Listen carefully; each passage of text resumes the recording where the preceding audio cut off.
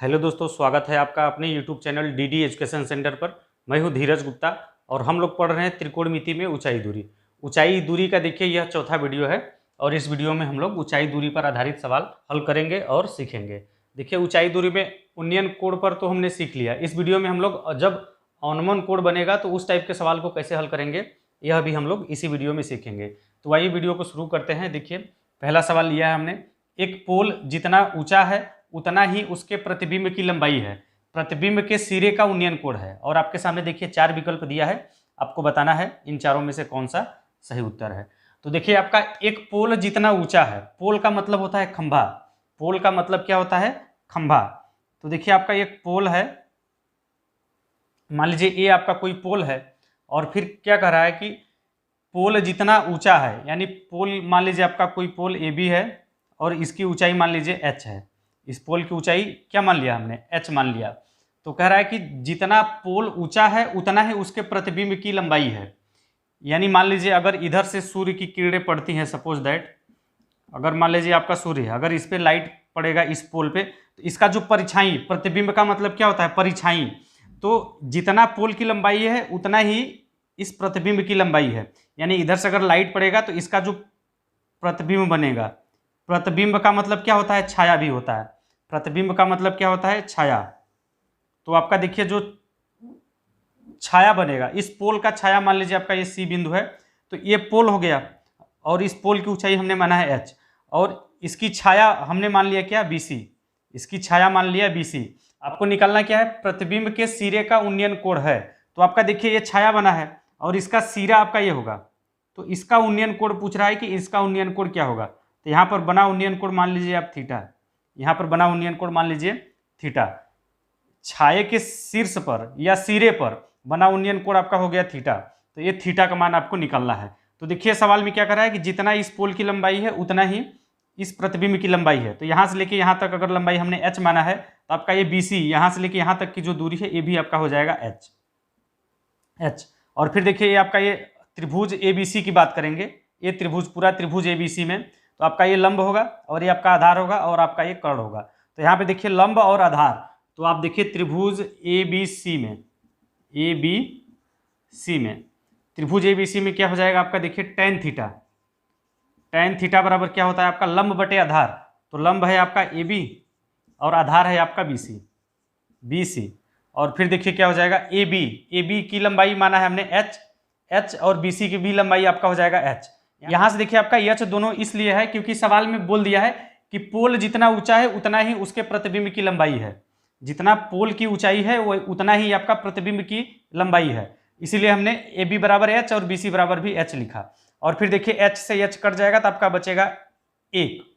क्या बचेगा? 1 बचेगा। यानी tan थीटा बराबर आपका हो जाएगा 1 के। और 1 किसका मान होता है? 1 के जगह हम लिख सकते हैं tan 45 अंश। tan 45 अंश का मान 1 होता है, तो 1 को हमने लिख दिया क्या? tan 45 अंश। तो यहाँ से देखिए tan थीटा बराबर हो जाएगा आपका कितना? tan 45 अंश। तो tan से tan कट जाएगा तो आपका हो जाएगा थीटा बराबर 45 अंश। तो ये जो उन्नयन कोण है यहाँ पर छाया या प्रतिबिंब का जो सिरे का उन्नयन कोण है वो आपका होगा थीटा, और थीटा का मान कितना निकल गया? 45 अंश। तो यहाँ पर जो उन्नयन कोण बनेगा वो 45 अंश का बनेगा। तो ऑप्शन नंबर आपका ये बी वाला सही हो जाएगा, 45 अंश।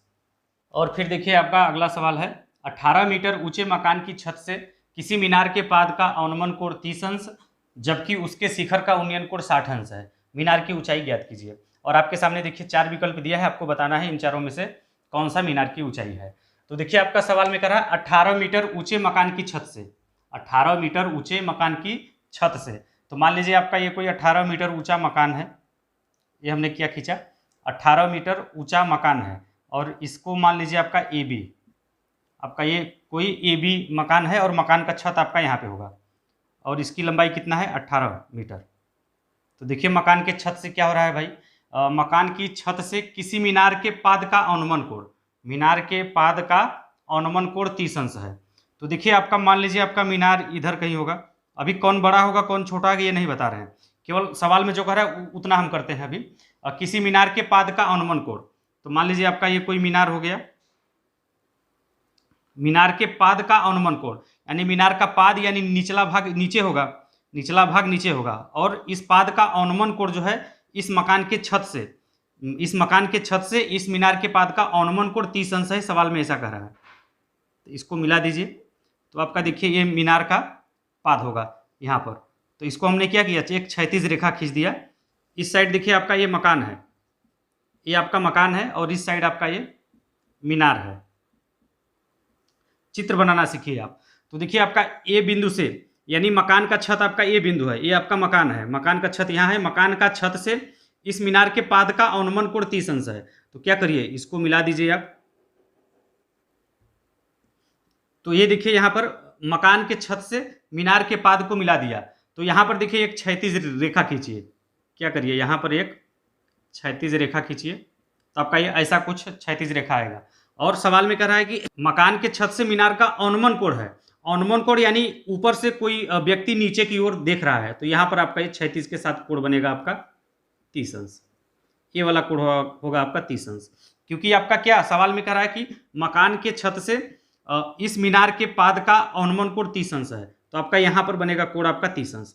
क्योंकि देखिए यहाँ पर अनुमान कोण मतलब ऊपर से नीचे की ओर देखेगा, अनुमान का मतलब क्या होता है, ऊपर से नीचे की ओर देखेगा, और यहाँ पर क्षैतिज के साथ जो कोण बनेगा वो आपका कहलाएगा अनुमान कोण। तो यहाँ पर देखिए क्षैतिज रेखा हमने खींचा, और इस क्षैतिज के साथ आपका बनेगा 30 अंश का कोण। तो इस मीनार का जो पाद है आपका ये, इस बिंदु का अनुमान कोण जो है मकान के छत से 30 अंश है। जैसा सवाल में कहा वैसा हमने बना दिया। और फिर देखिए सवाल को आगे पढ़ते हैं। यहाँ पर देखिए इधर मकान है और इधर साइड वाला ये मीनार है। सवाल को देखिए आगे पढ़ेंगे तो क्लियर होगा कि ये इसमें से ये बड़ा होगा कि ये वाला बड़ा होगा, मीनार बड़ा होगा। आगे सवाल पढ़ते हैं। जबकि उसके शिखर का उन्नयन कोण, जबकि उसके शिखर का उन्नयन कोण, किसके शिखर का उन्नयन कोण भाई, मीनार के पाद का अनुमान कोण 30 अंश है, तो यहाँ पर मीनार के शिखर का उन्नयन कोण 60 अंश होगा। यहाँ पर आपका सवाल में दिया है मीनार के शिखर का उन्नयन कोण 60 अंश है, मीनार के शिखर का उन्नयन कोण 60 अंश है। कहां से, मकान के छत से, मकान के छत से उन्नयन कोण 60 अंश है। किसका 60 अंश है उन्नयन कोण है भाई, मीनार का, मीनार के शिखर का उन्नयन कोण 60 अंश है। तो देखिए यहां पर मीनार आपका बड़ा हो जाएगा, क्योंकि मकान के छत से उन्नयन कोण 60 अंश है, उन्नयन कोण 60 अंश है, यानी मकान के छत से ऊपर की ओर देखा जा रहा है, मकान की छत से ऊपर की ओर देखा जा रहा है, तभी आपका उन्नयन कोण बनेगा। तो देखिए आपका ये हो गया मीनार, मीनार के शिखर का जो उन्नयन कोण है वो है आपका 60 अंश। मीनार के शिखर का उन्नयन कोण है 60 अंश। कहां से 60 अंश है, मकान के छत से, तो मकान का छत आपका ये हो गया, और यहां से ये ऊपर की ओर ताक रहा है, ऊपर की ओर ताक रहा है किसको, मीनार के शिखर को। तो आपका ये हो गया मीनार का शिखर बिंदु। तो यहां पर देखिए उन्नयन कोण बोला है, और यहां से देख रहा है, तो यहां से देखिए नीचे से ऊपर देख रहा है, नीचे से ऊपर देख रहा है, यानी आपका ये उन्नयन कोण होगा। और ये कोण कितना है, 60 अंश है, ऐसा सवाल में कह रहा है।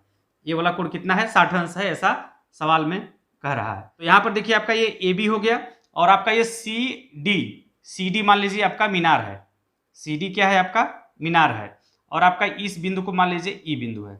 यहाँ पर आपका ये ई बिंदु है जहाँ पे ये क्षैतिज रेखा इस मीनार को काटता है। और यहाँ पर देखिए एक बात मैं और आपको समझाना चाहूँगा, यहाँ पर देखिए ये क्षैतिज रेखा है, ये भी आपका क्षैतिज रेखा है, तो ये दोनों रेखाएं आपस में समांतर होगी। ये रेखा BD और रेखा AE जो है, ये दोनों क्या होगा, आपस में समांतर होगा। अगर आगे की तरफ बढ़ाएंगे तो भी आपका ये दोनों रेखाएं क्या होगी, समांतर होगी। तो यहाँ से देखिए समांतर कहने का मतलब यह है कि ये वाला कोण जो है बराबर होगा इस वाले कोण के। ये 30 अंश वहां पर है, तो आपका ये 30 अंश ये भी होगा। क्यों, क्योंकि ये समांतर रेखा है, और इन दोनों समांतर रेखा के एक रेखा जो है प्रतिच्छेद कर रहा है, ये रेखा एक प्रतिच्छेद कर रहा है, तो इसको बोलते हैं एकांतर कोण। एकांतर कोण आपका बराबर होता है, तो ये वाला कोण बराबर हो जाएगा इस वाले कोण के। तो ये 30 अंश है, तो ये भी आपका हो जाएगा 30 अंश, ध्यान दीजिएगा। और फिर देखिए आपका ये चित्र आपका कंप्लीट हो गया, और मैंने पूरा समझाने का भी प्रयास किया है। और फिर इसके बाद देखिए आपका क्या हो जाएगा, मीनार की ऊंचाई आपको निकालना है। तो मीनार की ऊंचाई मान लीजिए h, यहाँ से लेके यहाँ तक की जो पूरी लंबाई है वो है आपका h, और h देखिए CE प्लस DE मिलके होगा h, यानी ये पूरी लंबाई है आपका h हमने माना है, h हमें निकालना है। तो आइए अब सवाल को हल करते हैं। देखिए हम ले लेते हैं पहले त्रिभुज AEC, ये ऊपर वाला त्रिभुज पहले लेते हैं, त्रिभुज AEC में, त्रिभुज AEC में देखिए आपका क्या हो जाएगा, त्रिभुज AEC की हम बात कर रहे हैं, त्रिभुज AEC की बात कर रहे हैं। ये वाला कोण आपका 90 होगा, ये 60 अंश है, ये वाला आपका 30 अंश होगा, 30 अंश निकालने की आवश्यकता नहीं है। तो त्रिभुज AEC में आपका क्या हो जाएगा, देखिए AEC में यहाँ पर देखिए AEC आपका ये कोण बना है, कोण के सामने वाली जो भुजा होती है वो आपका लंब होता है, कोण के सामने वाला भुजा आपका लंब होता है, ये आपका लंब हो जाएगा, ये आधार हो जाएगा, ये सबसे बड़ी वाली भुजा हो जाएगा कर्ण। तो यहाँ पर देखिए tan 60 अंश बराबर क्या लिख सकते हैं, tan 60 अंश, tan थीटा बराबर आपका होता है लंब बटे आधार। तो त्रिभुज AEC में देखिए आपका लंब है CE, लंब है आपका CE, और आपका देखिए आधार है AE, आधार है आपका AE। तो tan 60 अंश का मान देखिए आपका होता है कड़ी में 3 और बराबर हो जाएगा आपका CE हमें ज्ञात नहीं है तो CE को ऐसे ही रहने देते हैं, और डिवाइड बाई हो जाएगा आपका AE। और फिर इसके बाद देखिए AE बराबर हम क्या लिख सकते हैं, तो यहां से देखिए आपका AE बराबर लिख लीजिए, AE बराबर हो जाएगा आपका CE बटे हो जाएगा आपका क्या, CE बटे हो जाएगा आपका कड़ी में 3। इसको मान लीजिए समीकरण नंबर 1, AE बराबर CE बटे कड़ी में 3, इसको मान लीजिए क्या समीकरण नंबर 1। और फिर इसके बाद देखिए आगे हल करिए। और एक बात यहाँ पर ध्यान दीजिए, ये आपका देखिए एक तरह से आयत की तरह है, ये आपका आयत की तरह है। तो आपका देखिए AB बराबर हो जाएगा यहाँ से DE के। यहाँ से एक बात और नोट करके आप लिख लीजिएगा, AB, ये लंबाई बराबर होगा किसके, AB बराबर ED के। तो यहाँ से देखिए AE मकान की ऊंचाई 18 मीटर सवाल में दिया है, तो बराबर होगा आपका 18 के। इस बात को आप ध्यान दीजिएगा, AB बराबर ED बराबर क्या 18 मीटर, ये 18 है तो आपका ये भी आपका 18 होगा, ये भी आपका क्या होगा 18 होगा। और फिर देखिए आगे बढ़ते हैं, अब हम त्रिभुज ABD की बात करते हैं। अब हम त्रिभुज ABD में चलते हैं, त्रिभुज ABD में। अब देखिए त्रिभुज ABD में क्या हो जाएगा, ये कोण बना है 30 अंश, कोण के सामने वाला लंब होता है और ये जो है आधार होता है, सबसे बड़ी वाली भुजा आपका कर्ण होता है। और फिर इसके बाद देखिए त्रिभुज ABD में tan 30 अंश लगाएंगे, tan 30 अंश, tan थीटा बराबर क्या होता है लंब बटे आधार। तो त्रिभुज ABD में लंब है आपका AB, लंब है AB, और इसमें आधार है आपका BD, आधार है आपका BD। और फिर इसके बाद tan 30 अंश का मान होता है 1 बटे कड़ी में 3, 1 बटे कड़ी में 3 बराबर AB का मान है आपका देखिए 18, मकान की ऊंचाई कितना है 18, तो AB की जगह पे लिख देंगे 18 और डिवाइड बाई BD। और फिर देखिए आपका है BD, तो BD बराबर होगा AE के। यहाँ से देखिए इसको भी आप नोट करके लिख, क्योंकि आयत है तो आयत की आमने सामने की भुजा बराबर होता है ना, तो आपका यहाँ से देखिए AE बराबर हो जाएगा BD के। इसको भी आप नोट करके लिख लीजिए कि AE बराबर BD, ये लंबाई बराबर होगा इस लंबाई के। तो आपका देखिए 18 बटे BD के स्थान पे क्या लिख सकते हैं हम, BD बराबर है AE के, तो BD की जगह पर हम लिख देंगे AE। और फिर इसके बाद देखिए क्या हो जाएगा आपका, AE का इधर गुणा कर लीजिए, AE का इधर गुणा और कड़ी में 3 का इधर गुणा कर लीजिए। तो आपका देखिए इधर मैं कर ले रहा हूं, तो इधर होगा तो आपका देखिए AE बराबर हो जाएगा, AE बराबर हो जाएगा क्या 18 कड़ी में 3, 18 कड़ी में 3। और फिर देखिए समीकरण 1 में चलते हैं। समीकरण 1 में देखिए AE बराबर है आपका CE बटे कड़ी में 3, AE बराबर है आपका समीकरण 1 में CE बटे कड़ी में 3। तो AE की जगह पे हम लिख सकते हैं क्या, AE की जगह पे लिख सकते हैं CE बटे कड़ी में 3। और फिर देखिए कड़ी में 3 का इधर जाके गुणा हो जाएगा, तो आपका यहाँ से CE बराबर क्या हो जाएगा, CE बराबर कड़ी में 3 का कड़ी में 3 में गुणा होगा तो 3 हो जाएगा, और 3 का गुणा 18 में होगा तो 18 3 54 हो जाएगा। तो देखिए CE बराबर आ जाएगा तो आपका 54 मीटर CE। तो देखिए आपका CE क्या है, यहाँ से लेके यहाँ तक की लंबाई, यहाँ से लेके यहाँ तक की लंबाई हमें मिल गया कितना 54 मीटर। और आपका देखिए यहाँ से लेके यहाँ तक की लंबाई है कितना 18 मीटर। तो यच्छ बराबर क्या हो जाएगा, देखिए आप यच्छ मीनार की ऊंचाई हमें निकालना है, तो ये पूरा मीनार की ऊंचाई है, यानी इसको और इसको जो जोड़ देंगे तो हमें मिल जाएगा मीनार की ऊंचाई, यानी मीनार की ऊंचाई H बराबर हो जाएगा आपका क्या DE प्लस EC या C। और फिर देखिए DE बराबर है आपका कितना, ये लंबाई है 18, तो हो जाएगा 18 और प्लस EC ये लंबाई है 54, तो प्लस 54 दोनों को जोड़िए तो आपका हो जाएगा कितना 18 3 54, 18 चौके 72। तो यहाँ से देखिए मीनार की ऊंचाई H बराबर मिल जाएगा हमें कितना 72 मीटर, 72 मीटर। तो ये पूरा जो मीनार की ऊंचाई है वो मिल गया हमें कितना 72 मीटर। तो आपका ऑप्शन नंबर ए डी वाला सही हो जाएगा 72 मीटर। और फिर इसके बाद देखिए आपका अगला सवाल है, एक वायुयान 2 मीनारों के ऊपर से उड़ रहा है जिनकी क्षैतिज दूरी 100 मीटर है। किसी समय वायुयान से दोनों मीनारों की चोटियों के अवनमन कोण 30 अंश तथा 45 अंश हो तो उस समय वायुयान की मीनारों की चोटियों से ऊंचाई होगी। तो देखिए आपके सामने ये 4 विकल्प दिया है, आपको बताना है इन चारों में से कौन सा उत्तर सही है।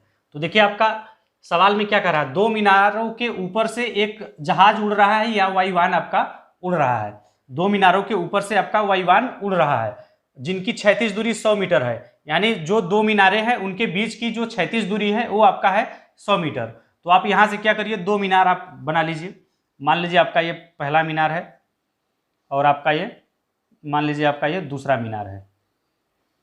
और मीनारों की क्षैतिज दूरी यानी आपका ये आपका कितना दिया है, क्षैतिज दूरी है 100 मीटर। मीनारों के बीच की दूरी जो है क्षैतिज दूरी आपका है 100 मीटर। आपका यहाँ से लेके यहाँ तक की दूरी हो जाएगा 100।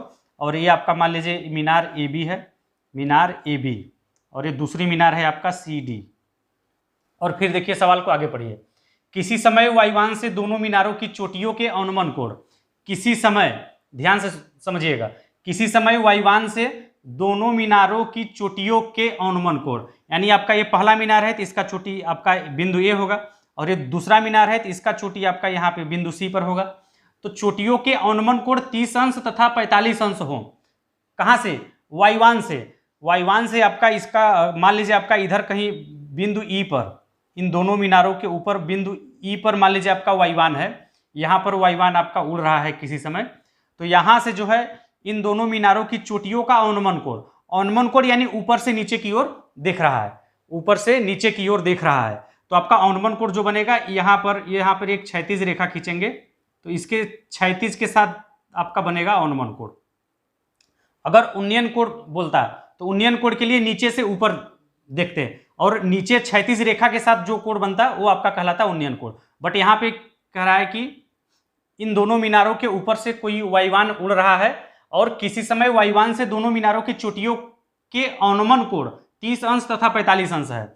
किसी समय मीनार के चोटियों का जो अनुमान कोण है इस वायुयान से 30 अंश और 45 अंश है। ये पहली मीनार को मिलाते हैं,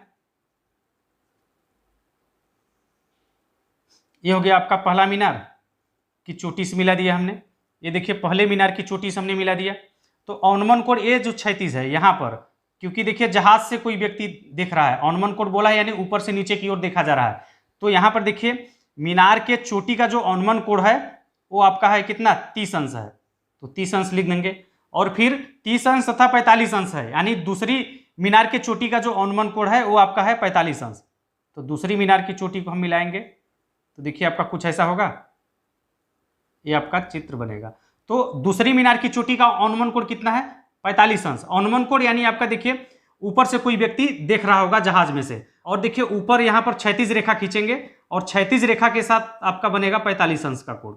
ये हो गया आपका ये क्षैतिज रेखा, ये आपका कोण होगा 45 अंश। और फिर देखिए यहाँ से क्या करिए, इसको भी मिला दीजिए आप, ये इसको भी मिला दीजिए। ये भी हमने क्या किया, एक क्षैतिज रेखा खींचा। ये जो रेखा है ये समांतर होगा इसके, और इसके समांतर होगा ये जो क्षैतिज रेखा है, ये दोनों क्या होगा, आपस में समांतर रेखा होगा। और फिर देखिए इसके बाद ये समांतर रेखा, ये भी आपका ये समांतर रेखा है, दोनों आपका क्षैतिज रेखा है और क्षैतिज रेखा हमेशा समांतर होता है। तो यहाँ पर देखिए ये वाला कोण बराबर होगा इस वाले कोण के, क्योंकि एकांतर कोण आपका बराबर होता है। यहाँ पर देखिए ये समांतर रेखा, ये भी समांतर रेखा, इन दोनों समांतर रेखा को एक तिर्यक रेखा काट रही है। तो ये कोण और ये कोण आपस में बराबर होगा। क्यों बराबर होगा, क्योंकि ये दोनों कोण एकांतर कोण है। तो ये कोण बराबर हो जाएगा ये वाला कोण। और फिर इसी तरह से देखिए ये क्षैतिज के साथ कितना बना रहा है, 45 अंश का कोण। और यहाँ पर देखिए इसके समांतर रेखा ये है, और यहाँ पर देखिए एक तिर्यक रेखा काट रहा है। तो ये वाला कोण बराबर हो जाएगा इस वाले कोण के। क्यों बराबर होगा, क्योंकि एकांतर कोण के नियम से आपका ये वाला कोण बराबर होता है ये वाला कोण। तो ये वाला भी कोण आपका क्या हो जाएगा, 45 अंश। आपका ये जो चित्र है आपका कंप्लीट हो गया, बन गया। तो आपको क्या बताना है, मीनार की चोटी से इस जहाज की ऊंचाई, आपका जहाज देखिए यहाँ पर है, जहाज आपका किसी समय यहाँ पर है, तो इस जहाज की ऊंचाई बताना है। तो क्या करिए, यहाँ से एक लंब डाल दीजिए, इधर एक लंब डाल दीजिए और इसका नाम रख दीजिए ई है, तो आपका इसका रख दीजिए एच, ई एच। तो हमें देखिए ई एच का मान निकालना है। मीनार की चोटियों से ऊंचाई होगी, तो आपका ये मीनार की चोटी हो गया। तो यहाँ से देखिए ये लंबवत ऊंचाई खींचेंगे, तो यही आपका होगा कि मीनार से कितनी ऊंचाई पर उड़ रहा है। मीनार से ऊंचाई आपका क्या होगा, यही ई एच होगा। तो आइए अब इस सवाल को हल करते हैं। देखिए त्रिभुज ई सी एच में, त्रिभुज ई सी एच की बात करेंगे। त्रिभुज ECH की। चलिए अब देखिए इस सवाल को हल करते हैं। त्रिभुज ECH में, त्रिभुज ECH में देखिए क्या हो जाएगा।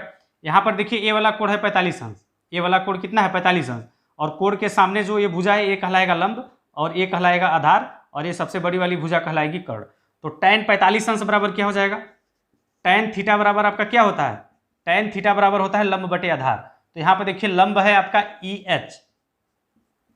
EH है आपका लंब, और आधार हो जाएगा त्रिभुज ECH में आपका आधार हो जाएगा ये HC या CH, आपका ये CH क्या हो जाएगा, आधार हो जाएगा इस त्रिभुज में, और लंब आपका ये हो जाएगा EH। तो EH बटे CH कर दिया tan 45 अंश बराबर, क्योंकि tan 45 अंश बराबर लंब बटे आधार होता है, और tan 45 अंश का मान होता है 1, तो बराबर हो जाएगा आपका EH बटे CH। और यहाँ से देखिए CH बराबर हम लिख सकते हैं EH के, CH बराबर क्या हो जाएगा EH, इसको मान लीजिए समीकरण नंबर 1, CH बराबर EH, यानी ये लंबाई बराबर है इसके, ये लंबाई बराबर है इसके। और फिर इसके बाद देखिए अब ले लीजिए त्रिभुज, ये वाला त्रिभुज, इस साइड वाला त्रिभुज अब ले लीजिए। तो ये वाला त्रिभुज है आपका कितना, EHA में या AHE में त्रिभुज, अब हम बात कर रहे हैं त्रिभुज AHE में, AHE की बात हो रही है अब। तो AHE में क्या हो जाएगा भाई, देखिए AHE में देखिए ए वाला कोण 30 अंश है, इसके सामने ये जो भुजा है ये कहलाएगा लंब, ये वाला भाग कहलाएगा आधार, और ये सबसे बड़ी वाली भुजा कहलाएगा कर्ण। तो यहाँ पर देखिए आपका tan 30 अंश बराबर क्या हो जाएगा, tan 30 अंश बराबर हो जाएगा tan थीटा बराबर क्या होता है, लंब बटे आधार, तो आपका हो जाएगा EH डिवाइड बाई AH। और फिर इसके बाद देखिए tan 30 अंश का मान कितना होता है, अब देखिए मैं इधर हल कर ले रहा हूँ। tan 30 अंश का मान होता है देखिए 1/3 में 3, tan 30 अंश का मान होता है 1/3 में 3, तो इसके जगह पे 1/3 में 3 लिख दिया।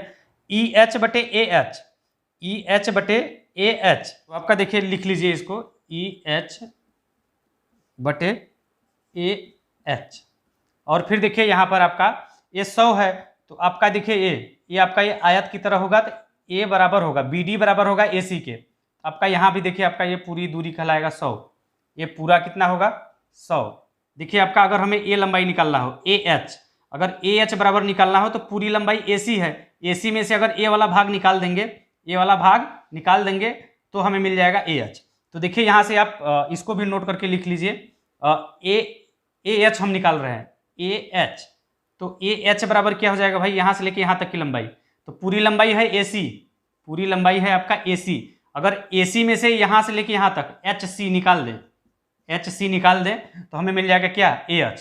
तो AH बराबर AC माइनस HC, और फिर देखिए AC ये पूरी लंबाई है 100, हो जाएगा 100 माइनस HC ए वाली लंबाई, और ए वाली लंबाई है आपका बराबर है देखिए CH बराबर है EH, यानी ए वाली लंबाई है इस वाली लंबाई के बराबर। हमने यहाँ से समीकरण 1 में देखिए CH बराबर है EH, CH बराबर है EH, तो यहाँ पे देखिए CH के जगह पे क्या लिख सकते हैं, CH के जगह पे हम EH लिख सकते हैं, इसके जगह पे हम लिख सकते हैं EH।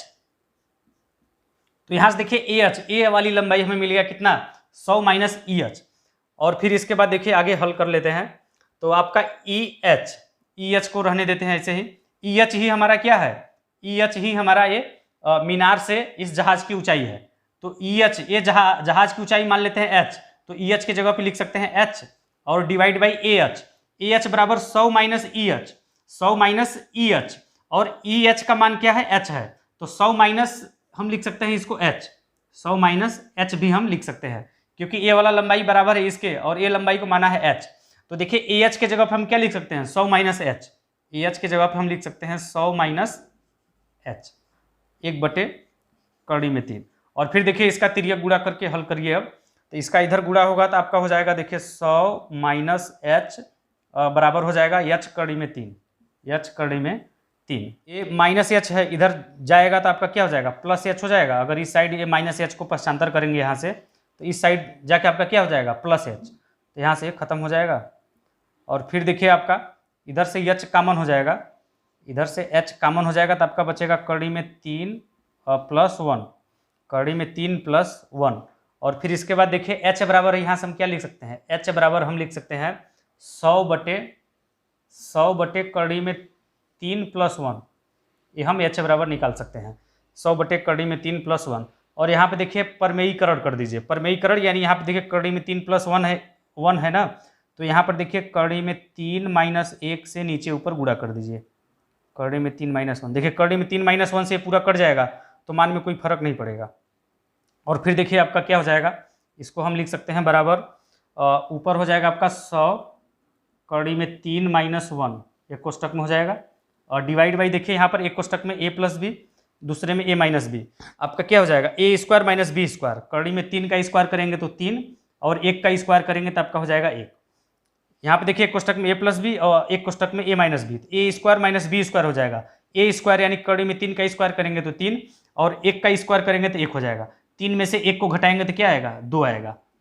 क्या आएगा आपका 2, और 2 से इसको 100 को काटेंगे तो आपका हो जाएगा ये 50। तो बराबर हो जाएगा आपका 50 कड़ी में 50 कोष्टक में हो जाएगा आपका कड़ी में 3 - 1 मीटर। यही h हो जाएगा क्या, इन मीनार की चोटियों से इस जहाज की ऊंचाई। मीनार की चोटी यहाँ पे है, तो देखिए आपका अगर यहाँ से लंब डालते हैं इस पे, ये आपका कहलाएगा क्या, ये बराबर होगा इसके ना, ये ऊंचाई बराबर होगा इसके। तो अगर जहाज यहाँ पर आएगा तो इस मीनार की चोटी से ऊंचाई आपका ए हो जाएगा h। और मान लीजिए यहाँ पर आएगा जहाज, जब जहाज यहाँ पर आएगा तो भी आपका ये ऊंचाई हो जाएगा h, क्योंकि देखिए ये बराबर होगा इसके, क्योंकि ये दोनों समांतर रेखा है, और समांतर रेखा के कहीं भी बीच में कोई भी दूरी खींचते हैं तो वो आपका बराबर होगा। तो ये दूरी और ये दूरी तीनों आपका बराबर होगा। तो ये हमें निकल गया कितना, मीनार की चोटियों से इस वायुयान का जो ऊंचाई है वो है आपका 50 कोष्टक में कड़ी में 3 - 1 मीटर। तो आपका ऑप्शन नंबर देखिए कौन सा, बी वाला सही हो जाएगा आपका, 50 कड़ी में 3 - 1 मीटर। तो देखिए हम लोगों ने ऊंचाई दूरी का सभी प्रकार का सवाल हल कर लिया, और आज यह आखिरी वीडियो था। आज हमने ऊंचाई दूरी पूरा कंप्लीट आप सभी लोगों को बता दिया, पढ़ा दिया, और सिखाने का भी पूरा प्रयास किया है। अगर हमारा सभी वीडियो ऊंचाई दूरी का आप लोग देख लेते हैं तो आप सभी प्रकार के ऊंचाई दूरी का सवाल हल कर सकते हैं, क्योंकि हमने इजी भी सवाल बताया है और टफ भी सवाल बताया है। अगर एक बार आप ऊंचाई दूरी का हमारा सभी वीडियो देखते हैं तो आपसे सभी टाइप का सवाल बन जाएगा ऊंचाई दूरी का।